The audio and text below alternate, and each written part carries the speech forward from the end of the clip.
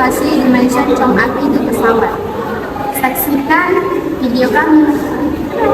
Assalamualaikum warahmatullahi wabarakatuh.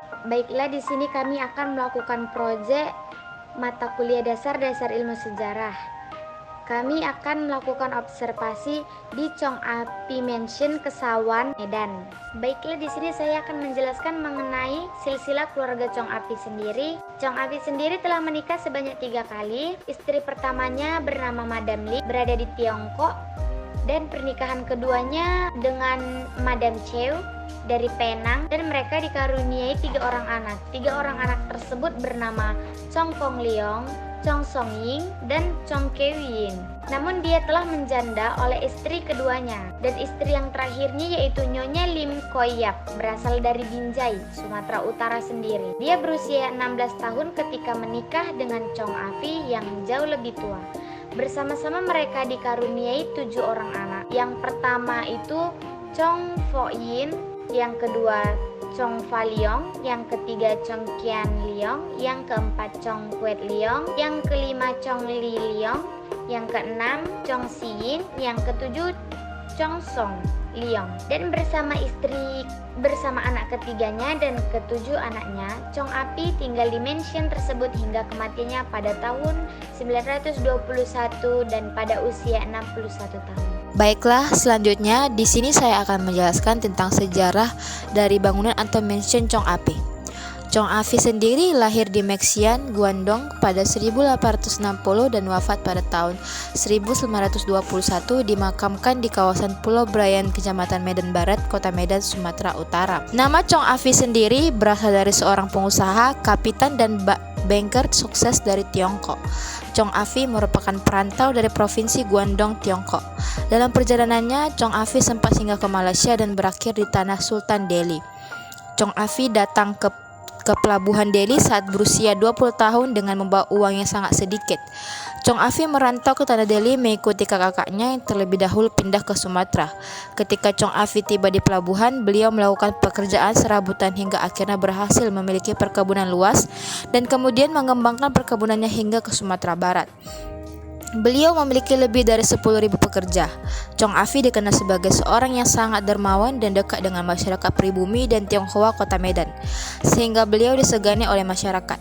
Sebagai dermawan, ia sering membantu warga yang kurang mampu. Ia sangat menghormati warga Muslim, bahkan berperan serta dalam mendirikan tempat ibadah yakni Masjid Raya Al-Mashhum dan Masjid Gang Bengkok. Bangunan rumah Chong Api terletak di Jalan Ahmad Yani, Kecamatan Medan Barat, Kota Medan, Sumatera Utara. Rumah Chong Api ini dibangun pada tahun 1895 dan berdiri pada tahun 1900, yang telah berfungsi sebagai museum kediaman Chong Api dan menjadi salah satu tempat wisata yang dikunjungi oleh wisatawan. Rumah ini dibuka untuk umum pada 18 Juni 2009 untuk memperingati ulang tahun Chong Api yang ke-150. Meskipun sudah berusia ratusan tahun, bangunan ini masih terlihat kokoh.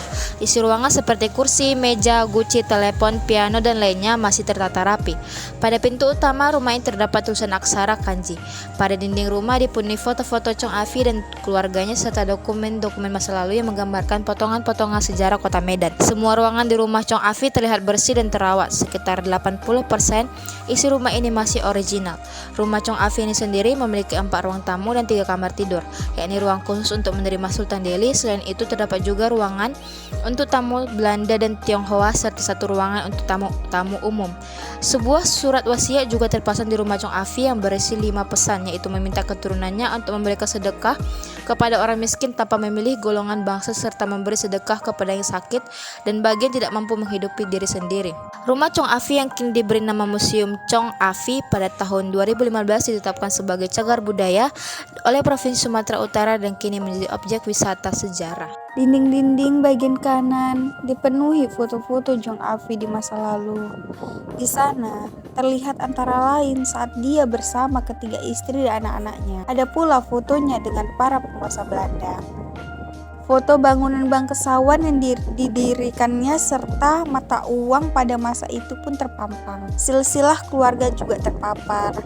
Dari ruang ke ruang, saya terus menyimak setiap yang terpasang di dindingnya. Ada juga mebel yang ditata rapi, hingga sampailah di ruangan terbuka di bagian tengah. Dan dari sana, kita bisa melihat lantai 2 dan sisi belakang dari rumah. Saya pun menaiki tangga ke lantai 2 dan menemukan ruangan yang luas. Disinilah dulu Jong Avi mengadakan pesta, termasuk pesta dansa dengan orang Belanda. Semua ruangan tertata rapi dan terawat. Tidak semuanya khas Cina. Beberapa bagian dimunculkan dengan gaya arsitektur Melayu ataupun Eropa. Ada 4 ruang tamu di lantai 2 ini, yakni ruang khusus untuk menerima Sultan Delhi, ada juga ruang untuk tamu Belanda, Tionghoa, dan satu khusus untuk tamu umum.